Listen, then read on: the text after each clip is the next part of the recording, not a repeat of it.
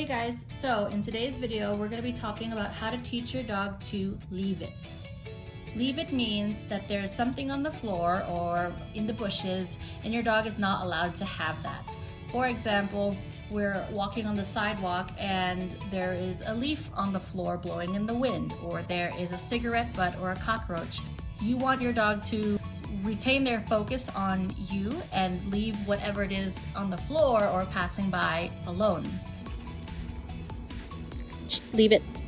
Yes, good girl. Another example is that there's a dog passing by or there is a person passing by, and instead of paying attention to the person or the dog passing by, the dog should look straight ahead or look forward at you. Leave it. Yes, good girl. Now, we do have to start small, and how we start small is we use treats. So to start, we take a treat, leave it.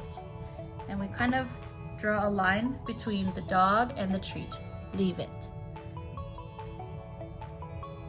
Leave it. Yes, good girl. Now, what happens is she left this alone. I will give her something else. You don't want her to take the treat, yes, good girl, that's on the floor, because that's a cigarette butt. That is a spider. That's a scorpion. We want her to absolutely leave it alone.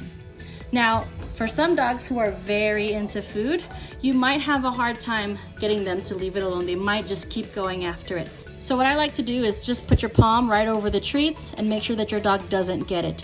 They might nibble at your fingers and they might try to pry at your fingers, but when they back off and they look at you, then you can, yes, good, leave it. If you need to, again, just block it off like that. And when your dog backs off, you can reward her. Yes, good, leave it. Eventually, from there, you can start practicing just like this. Leave it.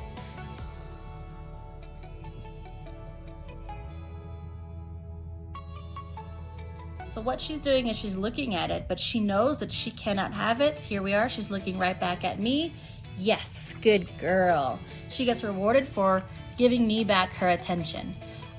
What we're trying to achieve is that despite these distractions that are on the floor, she's still not gonna go for any of it. Leave it. Yes, good girl.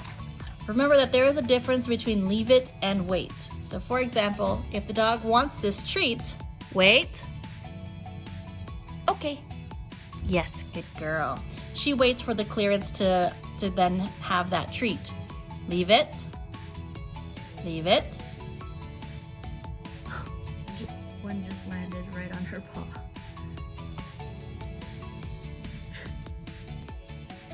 Yes, good. If you can see, one just fell right on her paw, leave it. And you can make it even harder. You can actually place the things on their paws, make them leave it alone. And then when she regains her focus on me, yes, good girl. So again, it's just important to remember that she doesn't get to eat what's getting on her paws or what we're making her leave alone, because that would be wait. And again, wait looks like wait.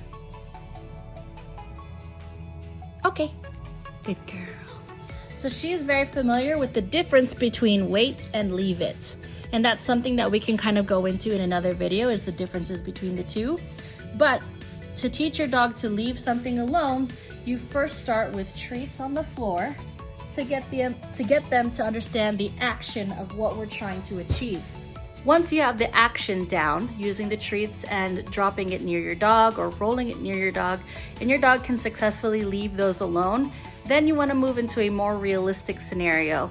Things that they actually have a hard time leaving alone, like socks, shoes, another animal, your kids, or even you jumping on you and trying to bite your clothes. So you first start with those treats on the floor, then you make it like a more realistic scenario. And I'll show you what that looks like. One exercise you can do is to set things down on the floor. Your dog can see it, and you call her to you. If your dog tries to go for those things, you want to tell her to leave it. Lovely, come. Yes, good girl. When your dog comes to you, reward them with a treat that you have in your pouch. Lovely, come here. Come. Yes, good. Reward your dog for making the right decision. And that decision was to not go for the things that are on the floor.